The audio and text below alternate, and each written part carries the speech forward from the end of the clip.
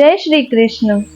आज हम कार्तिक मास महात्म्य के चौथे अध्याय की कथा श्रवण करेंगे। जो मनुष्य इस चौथे अध्याय की कथा को श्रद्धा पूर्वक सुनते हैं वह श्री प्रयागराज व बद्रिका आश्रम जाने व वहां पर स्नान करने के समान पुण्य फल को प्राप्त करते हैं। तो आप सभी ठाकुर जी के श्री चरणों में ध्यान केंद्रित करें और कार्तिक मास के इस चौथे अध्याय की कथा में भगवान के मत्स्य अवतार के पावन वर्णन का आनंद लें। नारद जी बोले, ऐसा कहकर भगवान विष्णु मछली रूप धारण करके विंध्याचल पर्वत पर तप कर रहे महर्षि कश्यप की अंजलि के जल में जा पहुँचे। महर्षि कश्यप ने दया करके उसे अपने कमंडल में रख लिया।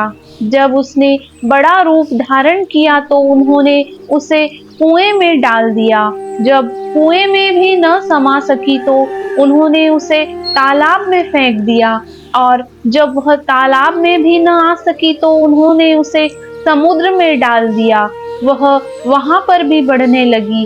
फिर उस मत्स्य रूपी नारायण ने उस शंखासुर को मार डाला। पश्चात शंख को हाथ में लेकर बद्रीवन में आ पहुँचे।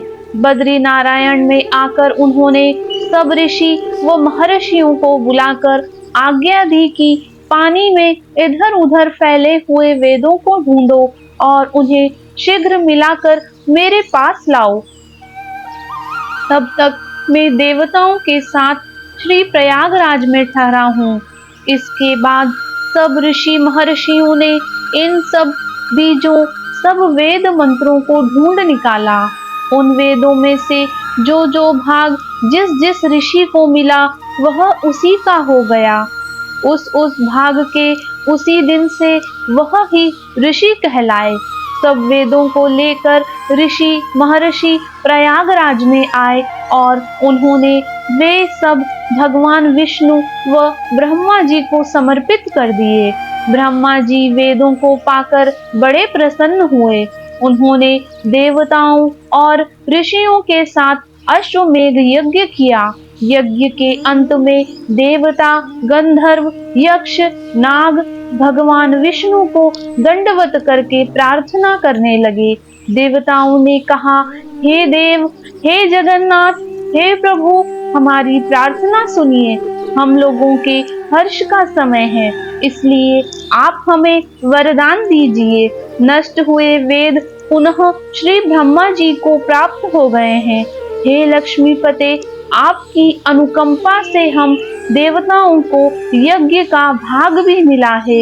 यह स्थान आपके प्रसाद से आज पृथ्वी भर में सर्व प्रधान पुण्य को बढ़ाने वाला, मुक्ति तथा भक्ति को प्रदान करने वाला हो। ब्रह्म हत्या आदि पापों का नाश करने वाला, परम पवित्र और अक्षय फल देने वाला हो। यह वरदान हमें दीजिए। भगवान विष्णु ने कहा, जो कुछ आप लोगों ने कहा है वह मेरा भी ध्येय है। जैसा आप लोगों ने कहा है कि यह स्थान आज से ब्रह्म क्षेत्र के नाम से पुकारा जाएगा। इस स्थान पर गंगा जी व सूर्यपुत्री यमुना जी का संगम होगा। मैं भी ब्रह्मा जी सहित यहाँ पर निवास करूँगा। यहाँ पर किया हुआ जप, तप तथा दान महान फलदायक होगा। पहले जन्म किए हुए पाप, ब्रह्म हत्या आदि भी इस तीर्थराज में स्नान करने से नष्ट हो जाएंगे। जो लोग अपने पिता आदि को वहां लाकर तर्पण व श्राद्ध करेंगे, उनके पिता मेरे स्वरूप को प्राप्त करेंगे। वह तीनों प्रकार की मुक्ति को प्राप्त करेंगे। मकर संक्रांति पर माघ मास में प्रातः काल यहाँ आकर स्नान करने वालों के दर्शन मात्र से ही सब पाप मिट जाते हैं। ठीक उसी तरह जिस तरह सूर्य के तेज से अंधकार का नाश हो जाता है। हे मुनीश्वर, मेरे वचन ध्यान से सुनिए। मैं सर्वत्र व्याप्त रहता हुआ भी हमेशा बद्री नारायण में निवास करता हूँ। सैकड़ों वर्षों तक किसी दूसरे स्थान पर तप करने का जो फल मिलता है, वही फल यहाँ एक दिन में मिल जाएगा। जो मनुष्य मेरे उस स्थान बद्री का आश्रम का दर्शन करेंगे, वह जीवन मुक्त हो जाएंगे और उनके समस्त पाप नष्ट हो जाएंगे।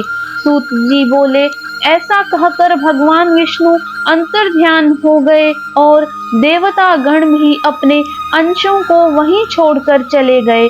जो मनुष्य श्रद्धा से इस कथा को सुनते हैं, वह प्रयागराज व बद्री का आश्रम जाने व स्नान करने के समान फल प्राप्त करते हैं। तो बोलिए कृष्ण कन्हैया लाल की जय।